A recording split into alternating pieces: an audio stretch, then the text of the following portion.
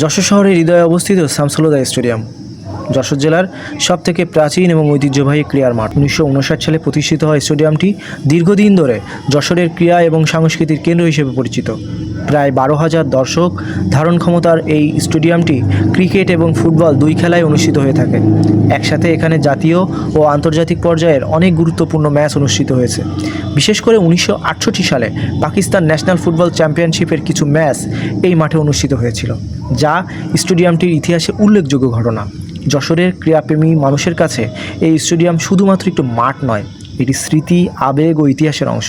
বহু প্রতিভাবান খেলোয়াড় এখান থেকে তাদের যাত্রা শুরু করেছেন। আজও শামসুল হুদা স্টেডিয়ামের ক্রীড়া জগতের এক নীরব সাক্ষী হয়ে আছে।